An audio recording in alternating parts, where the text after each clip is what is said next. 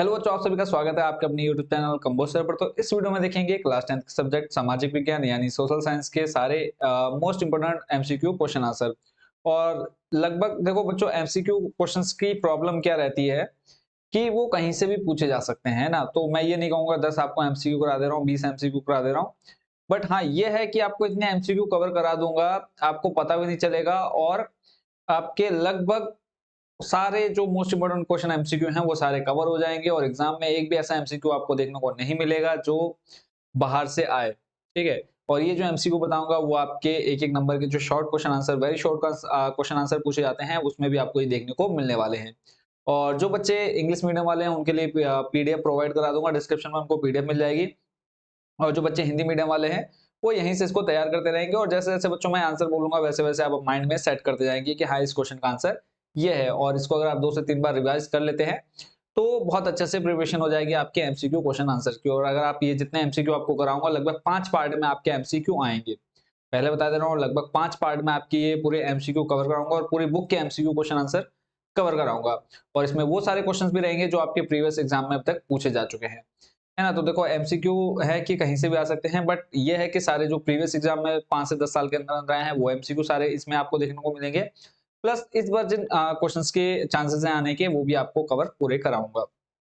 तो देर न करते हुए करते हैं वीडियो को स्टार्ट। तो जो आप जिन बच्चों ने अभी तक चैनल को सब्सक्राइब नहीं किया है जरूर सब्सक्राइब कर लीजिएगा ताकि जो आने वाले पार्ट है वो भी आपको इजिली मिल जाए। और इसके अलावा आपके लगभग सारे सब्जेक्ट्स कवर कराने वाला हूँ बोर्ड एग्जाम से पहले पहले, तो जरूर चैनल के साथ जुड़ जाइए। तो जैसे कि आप पहला क्वेश्चन देख पा रहे हैं, ठीक है, एक एक क्वेश्चन और उसके आंसर को मैं बताते जाऊंगा पढ़ते हुए। और टोटल आपके लगभग इसमें 53 पेज है। ठीक है, इस पूरी जो आपको मैं एमसीक्यू आपके बना करके रखे हुए हैं लगभग 53 पेज हैं और हर वीडियो में हम लगभग 11 पेज कवर करेंगे। और लगभग मैंने सोचा है कि 5 वीडियो में हम आपके एमसीक्यू कवर करा देंगे। उसके बाद हम जो आपके वेरी शॉर्ट क्वेश्चन आंसर है, एक एक नंबर के और दो दो नंबर के क्वेश्चन है, तो वो मैं आप लोगों को सिर्फ इंपॉर्टेंट क्वेश्चन बताऊंगा। ठीक है, बट एमसीक्यू जो है वो आपके लगभग सारे कवर कराने वाला हूँ जितने भी आपके पूरे सब्जेक्ट से रिलेटेड है। तो पहला क्वेश्चन बच्चों जो आप स्क्रीन पर देख पा रहे हैं वो है फ्रांस की क्रांति कब हुई। ठीक है, उससे पहले एक चीज जो अभी तक हमने ऐड नहीं की है उसको मैं ऐड कर लेता हूँ। ठीक है, क्योंकि टिक करना भी बहुत जरूरी हो जाता है आपके इसमें। तो उसको मैं जरा स्टार्ट कर लेता हूँ। तो आप स्क्रीन पर देख पा रहे होंगे, पहला जो क्वेश्चन हमने पढ़ा वो है फ्रांस की क्रांति। ठीक है, पहला क्वेश्चन क्या है, फ्रांस की क्रांति कब हुई। तो इस क्वेश्चन का आंसर जिन बच्चों को पता है कमेंट बॉक्स में आप लोग बताएं, और जिनको नहीं पता है अभी मैं आप लोगों को टिक करके दिखा दूंगा कि इसका आंसर क्या है। पहला क्वेश्चन, फ्रांस की क्रांति हुई। तो सबसे पहले जो फ्रांस की क्रांति हुई वो है 1789 में। ठीक है, याद करते जाएंगे फ्रांस की क्रांति कब हुई, 1789 यानी 1789 में हुई। और मेरे साथ साथ आप आंसर भी बोलते जाएंगे ताकि आपको अच्छे से याद हो जाए। लगभग आधे घंटे की वीडियो रखने वाले हैं, तो मेरे साथ साथ आप आंसर भी रिपीट करते जाएंगे। फ्रांस की क्रांति कब हुई, 1789 में। नेक्स्ट क्वेश्चन देखते हैं। अगला प्रश्न है 1848 की फ्रांसीसी राज्य क्रांति के फलस्वरूप। तो इसको आप छोड़ दो, इसको नहीं देखना है। तीसरा प्रश्न है फ्रांस में गणतंत्र की घोषणा किस वर्ष हुई। तीसरा प्रश्न है फ्रांस में गणतंत्र की घोषणा किस वर्ष हुई। तो आंसर है इसका 1848। कब हुई, 1848 में क्या, फ्रांस में गणतंत्र की घोषणा। ठीक है, अगला प्रश्न है प्रश्न नंबर 4, पुनर्जागरण युग का अभ्युदय किस देश से हुआ। एक बार रिपीट करेंगे क्वेश्चन कि पुनर्जागरण युग का अभ्युदय किस देश से हुआ। तो 4 ऑप्शन आपको दे रखे हैं, रोम, इटली, ब्रिटेन, अमेरिका। तो इसका जो सही आंसर है क्वेश्चन नंबर 4 का वो है बच्चों बी, यानी इटली। इटली से किसका अभ्युदय हुआ, पुनर्जागरण का। अगला प्रश्न है राष्ट्रवाद का प्रारंभ जिस देश से हुआ वह कौन सा है। तो राष्ट्रवाद का प्रारंभ बच्चों किस देश से हुआ था, जर्मनी से हुआ था। याद रखना है, पुनर्जागरण कहां से शुरू हुआ, इटली, और राष्ट्रवाद कहां से हुआ, जर्मनी से। क्लियर है, एक एक क्वेश्चन को आप अपने माइंड में अभी से सेट करते जाओ ताकि आपको दोबारा इस वीडियो को देखने की जरूरत ना पड़े। प्रश्न नंबर 6 है जर्मनी के एकीकरण में मुख्य भूमिका किसकी थी। जर्मनी का एकीकरण आप लोगों ने पढ़ा होगा। अगर आपको मान लो लॉन्ग क्वेश्चन आंसर आपने याद नहीं किया है ना, तो अगर आपको इतना ही पता हुआ कि जर्मनी की एकीकरण में महत्वपूर्ण भूमिका किसकी थी, तो आप इससे रिलेटेड इतने एक लाइन पहले लिख देंगे कि हाँ इसकी इसने महत्वपूर्ण भूमिका निभाई। उसके बाद इसी से संबंधित आप 2-4 लाइनें और लिख देंगे तो आपको 100% मार्क्स मिलेंगे। तो प्रश्न नंबर 6 है जर्मनी के एकीकरण में महत्वपूर्ण भूमिका बतानी है। तो इसका जो राइट आंसर हो जाएगा वो जाएगा ऑटो वान बिस्मार्क की। प्रश्न नंबर 7 है नेपोलियन का संबंध किस देश से था। चार ऑप्शन है, जर्मनी, इटली, फ्रांस या इंग्लैंड। तो नेपोलियन का संबंध बच्चों किससे था? फ्रांस से। क्लियर है। अगला है, इटली का एकीकरण किसके नेतृत्व में किया गया? जर्मनी का तो ऑटोमान बिस्मार्क हो गया, तो इटली का किसके नेतृत्व में किया गया? तो इसका जो सही आंसर हो जाएगा वो हो जाएगा ए नंबर, जोसेपे मैथसन, सॉरी जोसेपी गैरिबाल्डी के नेतृत्व में किया गया। ठीक है। तो और उससे पहले एक चीज और मैं कंफर्म कर लेता हूं, कई बार ऐसा हो चुका है कि पूरी वीडियो रिकॉर्ड होने के बाद पता चलता है, तो इसलिए पहले ही कंफर्म करना जरूरी हो जाता है।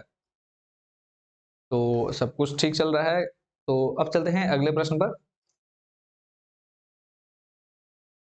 जितने क्वेश्चन बच्चों आपको बताते जा रहा हूँ सभी को आप मेरे साथ साथ याद करते जाएंगे। एक बार जो क्वेश्चन मैं रिपीट कर रहा हूँ आप उसको भी एक बार अच्छे से रिपीट कर लेंगे, और रिपीट करेंगे जैसे राष्ट्रवाद का प्रारंभ जिस देश से हुआ वह कौन सा देश था, ऐसे ही जर्मनी का एकीकरण, फिर नेपोलियन का संबंध किससे था, फ्रांस से इटली का एकीकरण किसके नेतृत्व में किया गया, और जुसेपी गैरिबाल्डी।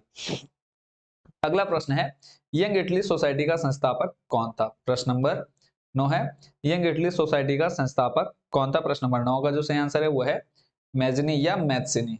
ठीक है। अगला प्रश्न है प्रश्न नंबर 10, इसमें है ऑटोमान साम्राज्य से आपका क्या तात्पर्य है? ऑटोमान साम्राज्य आपका क्या है? चार ऑप्शन है, जार का साम्राज्य, हिटलर का साम्राज्य, तुर्की का साम्राज्य या फिर इटली का साम्राज्य। तो 10वें का जो सही आंसर हो जाएगा वो हो जाएगा बच्चों ए नंबर, किसका? जार का साम्राज्य, यानी ऑटोमन का हम सीधे सीधे आंसर ले आएंगे जार के साम्राज्य से। क्लियर है। एमसीक्यू बच्चों आप देखो इतने कोई हार्ड है नहीं जो आपको याद नहीं होंगे, सिर्फ आपको पढ़ना है, आंसर आपने एक बार माइंड में क्लिक कर लेना है ना। तो एमसीक्यू जितने करा रहा हूँ लगभग सारे आपको 5 पार्ट में दे दूंगा और सभी को आपने अच्छे से याद कर लेना है। अगला प्रश्न है, नेपोलियन की संहिता का निर्माण कब हुआ? प्रश्न नंबर 11 है, नेपोलियन की संहिता। तो इसका सही आंसर है वो है सी नंबर, 1804 में नेपोलियन की संहिता का निर्माण हुआ। अगला प्रश्न देख लेते हैं,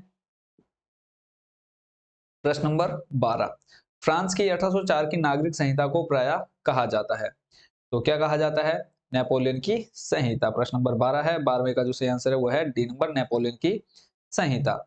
अगला प्रश्न है 13 नंबर, जैकोबिन दल का संबंध किस देश से था? चार ऑप्शन दे रखे हैं, फ्रांस, इंग्लैंड, जापान या भारत।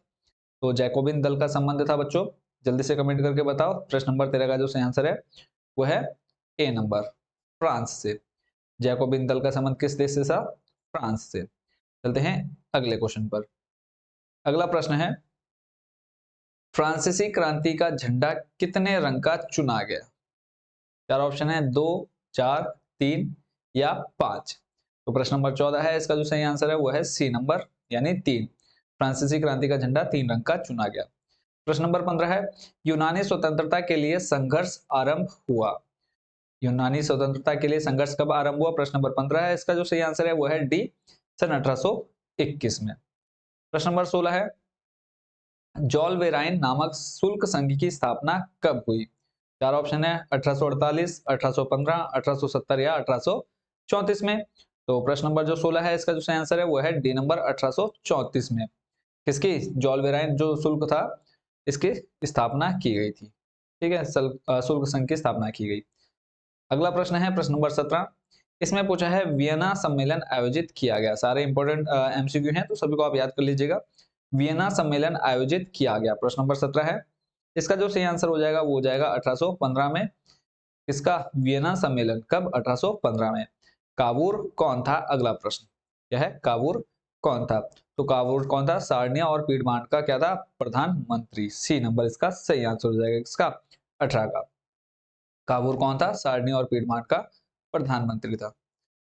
अगला प्रश्न है, किसके कल्पनादर्श यूटोपिया में दुनिया के लोग अलग राष्ट्रों के समूह में बटे हुए हैं? तो चार ऑप्शन है, फ्रेडरिक सारियो, लुई फिलिक, ग्रिम्स फेयरी टेल्स या फिर कार्ल वेलकर। चार ऑप्शन है, प्रश्न नंबर 19 आपका। इसका जो सही आंसर है वो है ए, फ्रेडरिक सारियो। यानी फ्रेडरिक सारियो के कल्पनादर्श क्या था? यूटोपिया में दुनिया के लोग अलग राष्ट्रों के समूह में बटे हुए थे। अगला है प्रश्न नंबर 20, ज्यूसेपी मैथ्सनी कौन था? चार ऑप्शन है, फ्रांस का क्रांतिकारी, इटली का क्रांतिकारी क्रांतिकारी ब्रिटेन का क्रांतिकारी या फिर इनमें से कोई नहीं। तो 20वें का सही आंसर जो हो जाएगा वो हो जाएगा बी, इटली का क्रांतिकारी था। लास्ट प्रश्न चैप्टर फर्स्ट का, यह है जर्मन बलूत किस चीज का प्रतीक है? चार ऑप्शन जल्दी से पढ़ देता हूं, वीरता, स्वतंत्रता, गुलामी या एकता। तो 21 का जो सही आंसर हो जाएगा वो जाएगा बी, यानी स्वतंत्रता। ठीक है, अब चलते हैं अगले चैप्टर के एमसीक्यू जो कि मोस्ट इंपोर्टेंट बनते हैं उस पर। तो यहाँ पे जो पहला क्वेश्चन बच्चों आप देख रहे हैं, बहुत ज्यादा आपके एग्जाम में ये रिपीट हुआ है, तो इस क्वेश्चन को आप जरूर अच्छे से याद कर लीजिएगा। देखो, जो आपको एमसीक्यू इंपॉर्टेंट बताऊंगा उनको तो आपने बिल्कुल माइंड में सेट कर लेना है। अगला प्रश्न है, भारतीय राष्ट्रीय कांग्रेस की स्थापना कब हुई? क्वेश्चन है, राष्ट्रीय कांग्रेस की स्थापना कब हुई भारत की? तो इसका जो सही आंसर, आपको चार ऑप्शन दिख रहे हैं। पहला आपको दिख रहा है 1882, उसके बाद दूसरा ऑप्शन दिख रहा है 1884, और उसके बाद अगला जो तीसरा ऑप्शन दिख रहा है 1885, और नेक्स्ट जो आप देख रहे हैं 1885, और उसके बाद 1886। तो चारों ऑप्शन में से बताओ जल्दी से कौन सा आंसर सही है। तो इसका जो सही आंसर है वो है 1885। ठीक है, फर्स्ट वाले का सी क्या हो जाएगा, सही। अगला जो प्रश्न देखना है वो है आपका, वंदे मातरम गीत के लेखक कौन थे? चैप्टर सेकंड का थर्ड एमसीक्यू है, वंदे मातरम गीत के लेखक कौन थे? चार ऑप्शन है, बंकिम चंद्र चटर्जी, रविंद्रनाथ टैगोर, शरत चंद्र चटर्जी, अवनीश चंद्र टैगोर। ठीक है, तो चार ऑप्शन है, चार में से इनमें से बच्चों अगर आपको किसी क्वेश्चन का आंसर आता होगा तो आपने वीडियो को रोक, जैसे मैं क्वेश्चन पढ़ रहा हूँ ना, उसके बाद आपने वीडियो को रोक लेना है और कमेंट बॉक्स में मेरे को पहले ही कमेंट कर देनी है। ठीक है, आंसर सुनने के बाद कमेंट नहीं करनी है, आंसर सुनने से पहले अगर आप कमेंट करते हैं तो मुझे अपने आप फील हो जाएगा कि हाँ आप सच में तैयार कर रहे हैं। ठीक है, तो इसका जो सही आंसर हो जाएगा वो हो जाएगा बंकिम चंद्र चटर्जी। अगला प्रश्न है, हिंद स्वराज नामक पुस्तक के लेखक कौन थे? यानी हिंद स्वराज नामक पुस्तक किन्होंने लिखी? चार ऑप्शन है, बाल गंगाधर तिलक, महात्मा गांधी, स्वराज पाल, या फिर पंडित नेहरू। तो चारों में से कौन सा आंसर सही हो जाएगा? कमेंट बॉक्स में जल्दी से आप लोग भी कमेंट करके बताओ, फिर आंसर मैं बताता हूँ। वीडियो को रोक करके कमेंट में पहले आप आंसर बताएंगे। चौथे का जो सही आंसर हो जाएगा वो हो जाएगा बी, महात्मा गांधी। अगला महत्वपूर्ण प्रश्न जो कि एमसीक्यू में है, महात्मा गांधी दक्षिण अफ्रीका से भारत कब लौटे थे? चार ऑप्शन है, 1915, 1916, 1918, या फिर 1924। ठीक है, तो कमेंट बॉक्स में जरूर आप आंसर बताते जाए, जैसे मैं क्वेश्चन पढ़ दे रहा हूँ कमेंट बॉक्स में आंसर आ जाना चाहिए आपका। तो इसका जो सही आंसर है वो है सन 1915 में, यानी दक्षिण अफ्रीका से भारत कब लौटे थे महात्मा गांधी? 1915 में। प्रश्न नंबर 5 का जो सही आंसर है 1915। अगला प्रश्न देख रहे हैं, चोरी चोरा कांड किस वर्ष हुआ? चार ऑप्शन है, 1922, 1924, 1925, या फिर 1930। चोरी चोरा कांड, प्रश्न नंबर 6। तो इसका सही आंसर है वो है ए नंबर, 1922। और जो बच्चे तैयारी कर रहे हैं उनको बता दो कि हर संडे जो मैं लाइव आता हूँ उसमें मैं आपसे ये सारे क्वेश्चन रिपीट करूंगा। ठीक है, पूछूंगा 10 से 15 मिनट इन क्वेश्चंस के लिए मैं रखूंगा जरूर। अच्छे से याद कर लीजिए इनको। प्रश्न नंबर 7 है, अछूतों को हरिजन यानी ईश्वर की संतान किसने बताया था? चार ऑप्शन है, महात्मा गांधी, पंडित जवाहरलाल नेहरू, भगत सिंह, या फिर खान अब्दुल गफ्फार खान ने। तो चारों में से जो आंसर आपको सही लगता है जल्दी से कमेंट करो। तो इसका जो सही आंसर है वो है ए नंबर, महात्मा गांधी ने। प्रश्न नंबर 8 है, सत्याग्रह क्या था? चार ऑप्शन है, शुद्ध आत्मिक बल, कमजोर का हथियार, भौतिक यानी शारीरिक बल, चौथा है आपका डी, हथियारों का बल। तो चारों में से कौन सा आंसर सही है? प्रश्न नंबर 8, इसका जो सही आंसर है वो है शुद्ध आत्मिक बल। अगला प्रश्न देख लेते हैं, प्रश्न नंबर 9, रॉलेट एक्ट कब पारित हुआ? चार ऑप्शन है, 1917, 1919, 1921 और 1924। रॉलेट एक्ट कब पारित हुआ? प्रश्न नंबर 9, इसका सही आंसर है वो है 1919। अगला जो प्रश्न है उसको छोड़ देते हैं, उसको नहीं देखना है हमको क्योंकि इंपॉर्टेंट नहीं है और ना इतना लंबा आपके एग्जाम में देखने को मिलेगा। अगला प्रश्न है प्रश्न नंबर 11, गांधी इरविन समझौता कब हुआ? ऑप्शन आपको दे रखे हैं, 5 मार्च 1931, 5 जून 1932, 5 अगस्त 1933, या फिर 5 मार्च 1934। इसका सही आंसर है ए नंबर, 5 मार्च 1931। अगला प्रश्न है, महात्मा गांधी ने असहयोग आंदोलन कब आरंभ किया? चार ऑप्शन, 1919, 1920, 1922 और 1924। प्रश्न नंबर 12, इसका जो सही आंसर हो जाएगा वो हो जाएगा 1920। ठीक है, जैसे जैसे मैं आपको आंसर बताते जा रहा हूँ क्वेश्चन आपने माइंड में सेट कर लेना है, उसके बाद उसके आंसर भी आप याद करते जाएंगे उसी टाइम।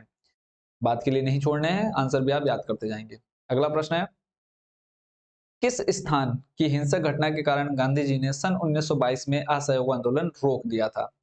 ठीक है, तो चार ऑप्शन है, गोरखपुर, चंपारण, चौरी चौरा या फिर कराची। तो इसका जो सही आंसर हो जाएगा वो हो जाएगा चौरी चौरा। ठीक है, चौरी चौरा या फिर गोरखपुर, 13 नंबर का जो आंसर हो जाएगा वो हो जाएगा चौरी चौरा। ठीक है, कई बच्चे डाउट में रहेंगे गोरखपुर को लेकर के, बट जो सही आंसर है वो है चौरी चौरा। अगले प्रश्न पर चलते हैं, प्रश्न नंबर 14। 14 को नहीं देखना है, 15 है, भारत वापस आने पर गांधी जी ने पहला सत्याग्रह कहाँ किया? पहला सत्याग्रह गांधी जी का चंपारण, बारदोली, अहमदाबाद या फिर खेड़ा। चार ऑप्शन है प्रश्न नंबर 15 में। प्रश्न 15 का जो सही आंसर हो जाएगा वो हो जाएगा चंपारण। याद रखना है, देखो बच्चों एमसीक्यू मैं आपको सारे इसलिए दिखा रहा हूँ क्योंकि जब आप मैप का वर्क करेंगे, ठीक है, लास्ट में आपके जो मैप के क्वेश्चन आते हैं, 6 नंबर के क्वेश्चन या 5 नंबर के क्वेश्चन आपके एग्जाम में पूछे जाएंगे, तो मैप वाले सारे क्वेश्चन आपके यहीं से आपको अभी से याद हो जाएंगे तो बहुत अच्छा रहेगा, क्योंकि एमसीक्यू से ही आपके मैपिंग के क्वेश्चन आते हैं। तो लगभग 8 से 10 क्वेश्चन आपके ये एक-एक नंबर वाले क्वेश्चन आते हैं प्लस 6 नंबर, यानी आप सीधा-सीधा कह सकते हैं कि जो आपके एमसीक्यू नंबर दिलाएँगे, 20 नंबर आपको दिला करके जाएँगे, जितने एमसीक्यू मैं आपको तैयार कराने वाला हूँ। अगला प्रश्न है 17 नंबर, ठीक है, इसको भी आप छोड़ देंगे। सविनय अवज्ञा आंदोलन कब चलाया गया? 4 ऑप्शन जल्दी से बोल देता हूँ, 1920, 1927, 1930 या फिर 1935। 4 ऑप्शन है, 17 नंबर आपका क्वेश्चन। इसका जो सही आंसर है वो है 1930। अगला प्रश्न है, असहयोग आंदोलन का मुख्य कारण क्या था? 4 ऑप्शन, रॉलेट एक्ट, प्रथम विश्व युद्ध, खिलाफत आंदोलन या फिर चोरी चोरा की घटना। तो चारों में से कौन सा आंसर सही है, जल्दी से आप लोग कमेंट करके बताओ। प्रश्न नंबर 18। तो इसका जो सही आंसर है वो है ए नंबर, रॉलेट एक्ट के कारण क्या था? असहयोग आंदोलन का मुख्य कारण जो था वो था रॉलेट एक्ट, यानी असहयोग आंदोलन शुरू करने का मुख्य कारण रॉलेट एक्ट था। अगला प्रश्न है प्रश्न नंबर 19, करो या मरो का नारा किसका था? तो ये तो आप बचपन से पढ़ते हुए आ रहे हैं, सुनते हुए आ रहे हैं, तो सिंपल सा जो इसका आंसर हो जाएगा प्रश्न नंबर 19 का वो हो जाएगा डी, महात्मा गांधी। ठीक है, ऑप्शन थे आपके सुभाष चंद्र बोस, चंद्रशेखर आजाद, भगत सिंह या फिर महात्मा गांधी। तो सही आंसर क्या हो जाएगा? महात्मा गांधी। अगले प्रश्न पर चलते हैं। प्रश्न ये जो आपके एमसीक्यू हैं वो है आपके कौन से चैप्टर थर्ड के। ठीक है, अभी जो आप पढ़ रहे हैं कौन सा आप पढ़ रहे हैं? इतिहास। ठीक है, अगला जो प्रश्न है इसमें पहला है, वे मार्ग जो न केवल एशिया के विशाल क्षेत्रों को एक दूसरे से जोड़ने का कार्य करते थे बल्कि एशिया और उत्तरी अफ्रीका को भी जोड़ते थे, क्या कहलाते थे? ठीक है, चार ऑप्शन है, चारों में से जो आपको ठीक लगे कमेंट बॉक्स में आप लोग बताओगे। ए बी सी करके भी आप आंसर लिख सकते हैं या फिर सीधे सीधे आंसर लिखिए, रेशम मार्ग, राजमार्ग, स्वर्णिम चतुर्भुज मार्ग या फिर इनमें से कोई नहीं। तो इसका जो सही आंसर हो जाएगा फर्स्ट का वो हो जाएगा ए, रेशम मार्ग कहलाते थे। अगला प्रश्न है, 18वीं शताब्दी में विश्व व्यापार का सबसे बड़ा केंद्र कौन था? यूरोप, अमेरिका, अफ्रीका या फिर ऑस्ट्रेलिया। तो दूसरे का जो सही आंसर हो जाएगा वो जाएगा ए, यूरोप। अगले प्रश्न पर चलते हैं, प्रश्न नंबर 3, चैप्टर आपका 3, रिंडरपेस्ट नामक पशुओं की बीमारी निम्नलिखित में से किस महाद्वीप पर फैली थी? पहला आपका है ऑप्शन यूरोप, अफ्रीका, एशिया फिर अमेरिका। तो तीसरे का जो सही आंसर हो जाएगा वो हो जाएगा बी, अफ्रीका महाद्वीप पर। अगला प्रश्न है, भारत से विदेशों को जाने वाले अनुबंधित श्रमिक क्या कहलाते थे? सिंपल सा आंसर हो जाएगा, बट उससे पहले ऑप्शन। ठीक है, आंसर आप लोग कमेंट बॉक्स में बताएंगे। गिरमिटिया, पूर्णकालिक श्रमिक, सफेदिया या फिर एग्रीमेंट श्रमिक। तो इसका सही आंसर हो जाएगा ए नंबर, गिरमिटिया श्रमिक। ठीक है, अगले प्रश्न पर चलते हैं, प्रश्न नंबर 5, विश्वव्यापी आर्थिक मंदी की शुरुआत कब हुई? 1919, 1929, 1935 या फिर 1938 में। तो इसका जो सही आंसर हो जाएगा प्रश्न नंबर 5 का बी नंबर, यानी 1929 में। अगला प्रश्न है, विश्वव्यापी आर्थिक मंदी का सबसे बुरा प्रभाव किस देश पर पड़ा? जापान, फ्रांस, अमेरिका या ब्रिटेन। तो इसका जो सही आंसर हो जाएगा प्रश्न नंबर 6 का वो हो जाएगा सी, यानी अमेरिका पर। फिर उसके बाद अगले प्रश्न पर चलते हैं। अगला आप छोड़ दीजिए, उसके बाद इन दोनों को छोड़ दीजिए, फिर आप चलते हैं, आपको लेके चलता हूँ नेक्स्ट चैप्टर, यानी चैप्टर नंबर 4 पर। चैप्टर नंबर 4 में जो आपका पहला क्वेश्चन है वो है, इंग्लैंड में सर्वप्रथम औद्योगिक क्रांति कब हुई? ठीक है, इंग्लैंड में सर्वप्रथम औद्योगिक क्रांति बतानी है, किस मतलब किस चीज में हुई? ठीक है, कब हुई नहीं, किस चीज में हुई? तो वस्त्र उद्योग, लोहा उद्योग, कृषि उद्योग या फिर जूट उद्योग में। पहला नंबर है, पहले का जो सही आंसर है वो है ए नंबर, वस्त्र उद्योग में। अगला प्रश्न है प्रश्न नंबर 2, स्पिनिंग जेनी का आविष्कार किसने किया? तो चार ऑप्शन है, स्टीफेंसन, जेम्स हरग्रीव्स, जॉन के या फिर ऑर्क राइट। तो दूसरे में जो आपको सही आंसर है आपको दिया हुआ है वो है बी, जेम्स हरग्रीव्स। अगले प्रश्न पर चलते हैं, प्रश्न नंबर 3। प्रश्न नंबर 3 है, कंपनी ने बुनकरों पर निगरानी रखने के लिए जो वेतनभोगी कर्मचारी नियुक्त किए थे वे क्या कहलाते थे? एजेंट, राजस्व अधिकारी, आमिल या फिर गुमास्ता? तो सही आंसर हो जाएगा इसका गुमास्ता। प्रश्न नंबर 4। प्रश्न नंबर 4 में बच्चों है आपका, बंबई में पहली कपड़ा मिल कब स्थापित की गई? चार ऑप्शन है 1804, 1810, 1854 या फिर 1860 में। प्रश्न नंबर 4 का जो सही आंसर है वो है ए नंबर 1804। अगला प्रश्न है प्रश्न नंबर 5। प्रश्न नंबर 5 में है बच्चों आपका, देश की पहली जूट मिल कब और कहां स्थापित की गई? पहली कपड़ा मिल 1804 और पहली जूट मिल कब और कहां स्थापित की गई? ऑप्शन आपको बता देता हूं। 1853 में कानपुर, 1854 मुंबई, 1855 कलकत्ता, 1856 अहमदाबाद। तो प्रश्न नंबर 5 का जो सही आंसर है वो है सी, 1855 में कलकत्ता में। क्लियर है? अगले प्रश्न पर चलते हैं, प्रश्न नंबर 6। जे एन टाटा ने किस वर्ष जमशेदपुर में भारत का प्रथम लौह व इस्पात संयंत्र स्थापित किया? चार ऑप्शन है 1904, 1910, 1912 और 1916। तो प्रश्न नंबर 6 का जो सही आंसर है वो है सी, 1912। ठीक है, और जितने क्वेश्चन बता रहा हूं बच्चों सभी के आंसर आप लोग अभी बैठे बैठे याद कर लीजिए। अगला प्रश्न है, मारवाड़ी व्यवसायी सेठ हुकुमचंद द्वारा कलकत्ता में कौन सी पहली मिल स्थापित की गई?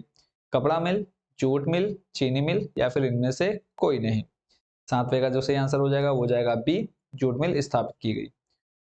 अगला प्रश्न है, मद्रास यानी चेन्नई में प्रथम कताई व बुनाई मिल की स्थापना कब की गई? चार ऑप्शन है 1874, 1878, 1880 और 1888। तो प्रश्न नंबर 8 का जो सही आंसर हो जाएगा वो हो जाएगा ए, 1874 में।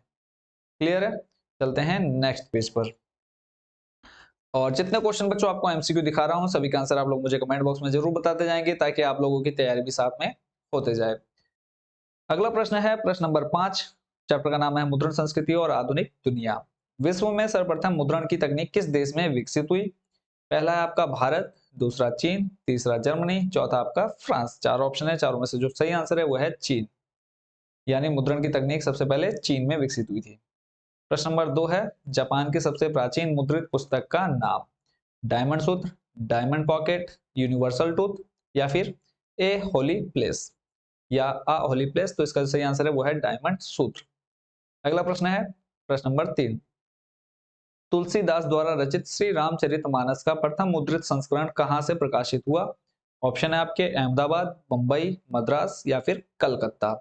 तो प्रश्न नंबर 3 का जो सही आंसर है वो है डी, यानी कलकत्ता से प्रकाशित हुए थे। चलते हैं अगले प्रश्न पर।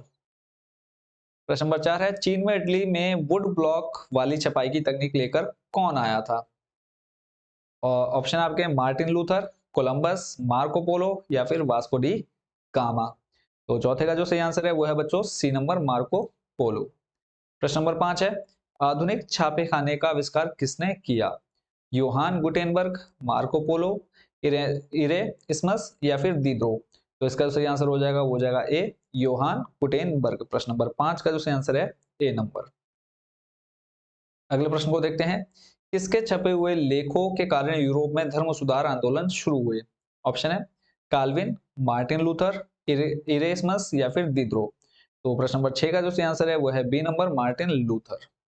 क्लियर है? चलते हैं अगले पेज पर। और अगले पेज से पहले हम चेक कर लेते हैं कि कितने मिनट की वीडियो हमारी बन चुकी है और कितनी अभी बाकी है, क्योंकि लगभग मैंने आपको कहा था 11 पेज हम लगभग कवर करेंगे और आधे घंटे की वीडियो रखेंगे हम। ठीक है, ताकि आप लोगों की तैयारी भी बहुत अच्छे से हो जाए। तो लगभग हमारे 24 मिनट कंप्लीट हो चुके हैं और 8 पेज, ठीक है, 3 पेज और बचे हुए हैं, जल्दी जल्दी हम इनको भी खत्म कर देते हैं।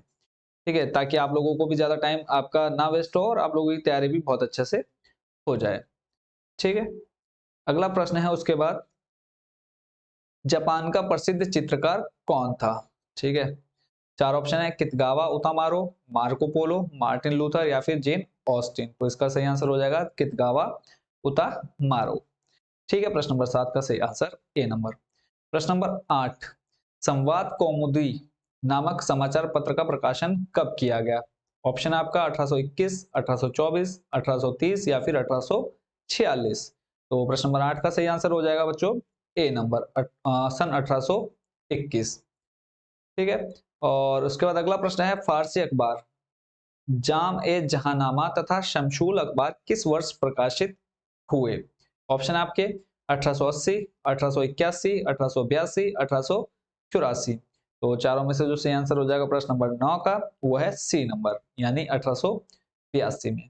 ठीक, और आप लोग मुझे जरूर लास्ट में कमेंट बॉक्स में बताएंगे कि कितने एमसीक्यू इस वीडियो के आपको आते थे, यानी जब मैं प्रश्न पढ़ रहा था और उसका आंसर आप लोगों को पहले से पता चल गया था, तो लगभग कितने एमसीक्यू के क्वेश्चन आंसर आप लोगों को पहले याद थे। ठीक है। अगला प्रश्न है, भारत में पहली प्रिंटिंग प्रेस कब लाई गई? तो 16वीं शताब्दी, 17वीं, 18वीं या फिर 19वीं? तो चारों में से जो सही है जल्दी से कमेंट करो। प्रश्न नंबर 10, 10 में का जो सही आंसर है वो है 16वीं शताब्दी, यानी ए नंबर। अगला प्रश्न है, जंगल बुक के लेखक का नाम। तो जंगल बुक के लेखक का नाम बच्चों आपने कमेंट बॉक्स में जल्दी से बताओ, क्योंकि काफी रिपीटेड क्वेश्चन है ये आपका। ऑप्शन आपका रूडयार्ड किपलिंग, बी आपका चार्ल्स डिकेंस, तीसरा है आपका एमिली जोला, या फिर इनमें से कोई नहीं। तो इसका सही आंसर है वो है रूडयार्ड किपलिंग। क्लियर है। चलते हैं नेक्स्ट चैप्टर पर। अगला जो देख रहे हैं बच्चों, ये जो क्वेश्चन है आपकी दूसरी बुक का लगभग आ चुका है, दूसरी बुक आपकी स्टार्ट हो चुकी है। इसमें जो पहला क्वेश्चन आप पढ़ पा रहे हैं, नवीकरण नवीकरण योग्य संसाधन क्या है? आपका नवीकरण योग्य संसाधन है। तो चार ऑप्शन आपको बता दो जल्दी से। और जो ये आपकी बुक है वो है समकालीन भारत, जिसका और ये भूगोल के अंदर आती है आपकी बुक। तो चार ऑप्शन में से जो आपका सही है, पवन ऊर्जा है, वन है, जल है, या फिर ये सभी। तो पहले का जो सही आंसर हो जाएगा वो हो जाएगा डी, यानी ये सभी कैसे हैं? नवीकरणीय योग्य संसाधन है। प्रश्न नंबर 2 है, निम्न में से कौन अजैविक संसाधन है? ऑप्शन आपका चट्टाने, पशु, पौधे या फिर मछलियां। तो सेकंड का जो सही आंसर हो जाएगा वो हो जाएगा ए नंबर, चट्टाने। अगला प्रश्न है, भूमि एक संसाधन है, कैसा संसाधन है? प्राकृतिक, मानव निर्मित, सौर ऊर्जा से निर्मित, या फिर इनमें से कोई नहीं। तो प्रश्न नंबर 3 का जो सही आंसर है वो है ए नंबर, प्राकृतिक। भूमि कैसा है? प्राकृतिक संसाधन है। ठीक है। अगला प्रश्न है, अचक्रीय संसाधन है। चार ऑप्शन है, जीवाश्म ईंधन, पवन ऊर्जा, पशु या फिर मनुष्य, यानी अचक्रीय जो दोबारा रिपीट नहीं हो सकते। तो चौथे का जो सही आंसर हो जाएगा वो हो जाएगा जीवाश्म ईंधन। प्रश्न नंबर 5 है, लौह अयस्क किस प्रकार का संसाधन है? प्रश्न नंबर 5, ऑप्शन है नवीकरण, प्रवाह, जैव या फिर अनवीकरणीय। तो पांचवे का जो सही आंसर है वो हो जाएगा डी, अनवीकरणीय, यानी लौह कैसा है? अनवीकरणीय। अगला प्रश्न देखते हैं, प्रश्न नंबर 6, ज्वारीय ऊर्जा निम्नलिखित में से किस प्रकार का संसाधन है? ऑप्शन आपका पुनः पूर्ति योग्य, अजैव, मानवकृत या फिर अचक्रीय। तो ज्वारीय ऊर्जा आपको बतानी है, तो प्रश्न नंबर 6 का जो सही आंसर हो जाएगा वो हो जाएगा ए नंबर, पुनः पूर्ति योग्य। अगला प्रश्न है, पंजाब में भूमि निम्नीकरण का निम्नलिखित में से मुख्य कारण क्या है? भूमि निम्नीकरण यानी भूमि जो खराब हो रही है उसका कारण क्या है? गहन खेती, अधिक सिंचाई, वनोन्मूलन या फिर अति पशुचारण। पंजाब की बात हो रही तो पंजाब में आपको पता है कि क्या कारण है। प्रश्न नंबर 7, इसका सही आंसर हो जाएगा वो हो जाएगा बी, यानी अधिक सिंचाई। अगला प्रश्न है, इसको हम थोड़ा सा छोटा कर लेते हैं क्योंकि क्वेश्चन ठीक से आ नहीं रहे हैं हमारे स्क्रीन पर। सीढ़ीदार खेती, और बेसिक सा क्वेश्चन है, सीढ़ीदार खेती किस राज्य में की जाती है, किस प्रांत में की जाती है? चार ऑप्शन है, पंजाब, उत्तर प्रदेश के मैदान, हरियाणा या फिर उत्तराखंड। जो इसका सही आंसर हो जाएगा उत्तराखंड। प्रश्न नंबर 9 है, इनमें से किस राज्य में काली मृदा पाई जाती है? चार ऑप्शन है, जम्मू कश्मीर, राजस्थान, महाराष्ट्र या फिर झारखंड। प्रश्न नंबर 9, तो इसका जो सही आंसर हो जाएगा वो हो जाएगा सी, महाराष्ट्र में काली मृदा पाई जाती है। चलते हैं अगले प्रश्न पर। प्रश्न नंबर कौन सा? 10।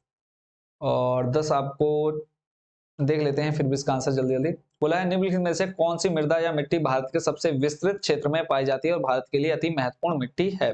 लेटराइट, काली, जलोढ़, लाल और पीली। तो चार ऑप्शन मैंने आपको बता दिए, जल्दी से कमेंट करके बताओ। तो 10वें का जो सही आंसर है वो है सी, यानी जलोढ़ मिट्टी हो जाएगी।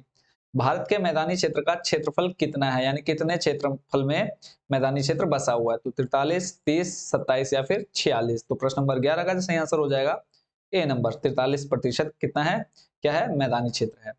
लेटराइट मिट्टी का रंग कैसा होता है? ऑप्शन है लाल, काला, पीला, भूरा।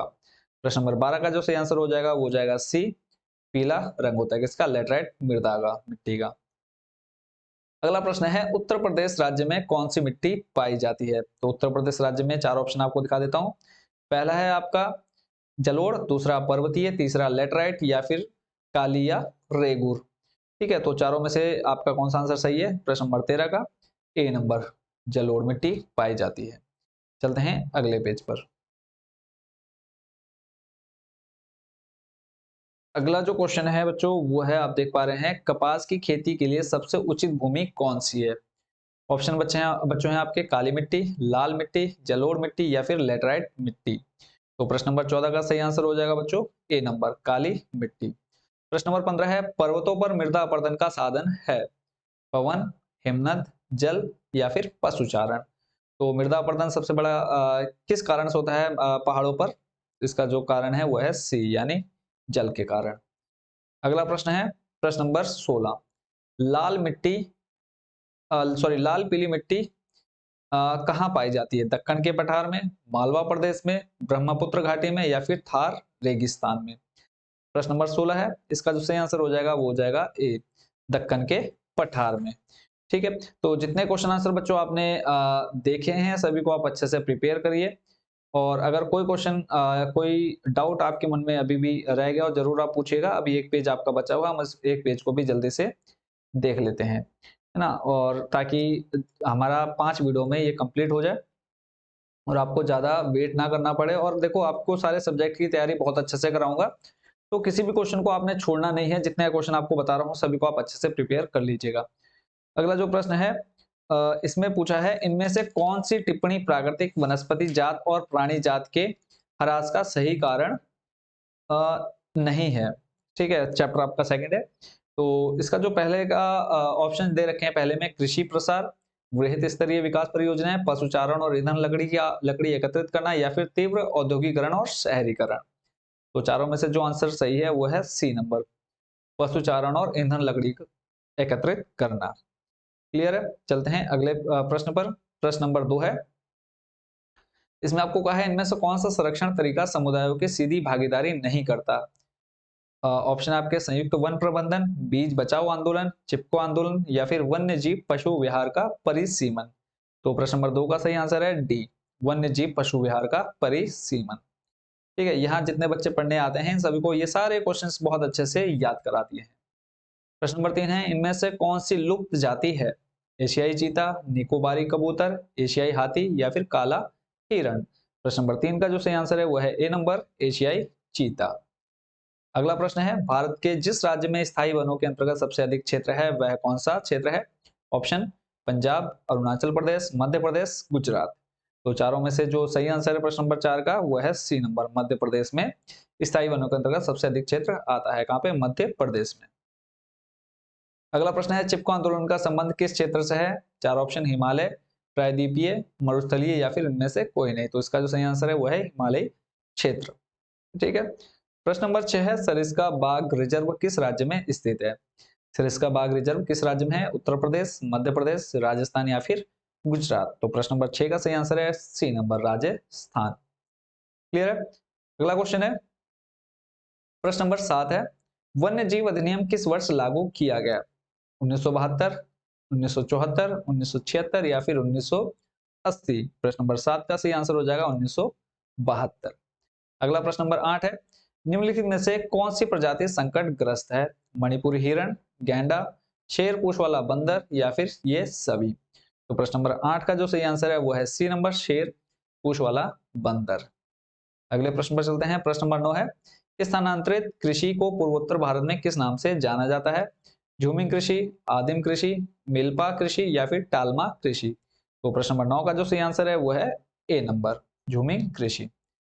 और आज की वीडियो का लास्ट क्वेश्चन, ठीक है, और बाकी हम पार्ट सेकंड में देखेंगे एमसीक्यू जो हमारे इंपॉर्टेंट क्वेश्चन है।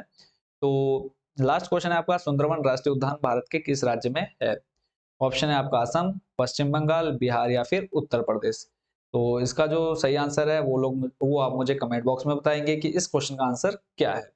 ठीक है, डेली आपके 2 से 3 क्वेश्चन मैं आप लोगों के लिए छोड़ के जाऊंगा और आप लोग मुझे कमेंट बॉक्स में बताएंगे कि इसका सही आंसर क्या होने वाला है। ठीक है, तो आज की जो वीडियो है वो हो चुकी है कंप्लीट। आई होप बच्चों इन सभी क्वेश्चंस को आपने याद कर लिया होगा, आपने माइंड में सेट कर लिए होंगे सभी एमसीक्यू क्वेश्चन जितने आपने अभी देखे। और आप लोगों अगर आपको अभी भी याद नहीं हो तो आपसे रिक्वेस्ट है कि एक बार जरूर इस वीडियो को रिपीट करिए सोने से पहले या फिर सुबह और जब आप उठेंगे।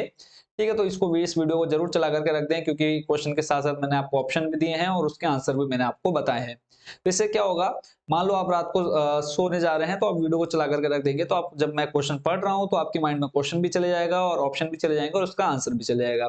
ठीक है, तो इसके लिए आपको अलग से कोई मेहनत करने की जरूरत नहीं है। बस आप सभी को बेस्ट विशेस और अच्छे से तैयारी करते रहिए। कहीं पर कोई भी डाउट आता है तो कमेंट बॉक्स आपके लिए हमेशा खुला हुआ है। एनी टाइम आप कमेंट कीजिए, आपको रिप्लाई तुरंत मिलेगा। तो सभी को ढेरों शुभकामनाएं आपके बोर्ड एग्जाम के लिए। तो मिलते हैं नेक्स्ट वीडियो में। नेक्स्ट चैप्टर तो नहीं, अभी फिलहाल इसके 3-4 पार्ट और आने वाले हैं एमसीक्यू के, क्योंकि मोस्ट इंपोर्टेंट रोल प्ले करने वाला है ये आपके एग्जाम में। तो जिन बच्चों ने अभी तक चैनल को सब्सक्राइब नहीं किया है, चैनल को जरूर सब्सक्राइब कर लीजिए। और अगर आपको इन्फॉर्मेटिव लगा ये वीडियो तो अपने दोस्तों में भी जरूर शेयर कीजिएगा। ठीक है, अगर मैं इतनी मेहनत कर रहा हूँ तो इस मेहनत का थोड़ा सा फल मिलना चाहिए। तो सभी को बेस्ट विशेस अगेन। मिलते हैं नेक्स्ट वीडियो में।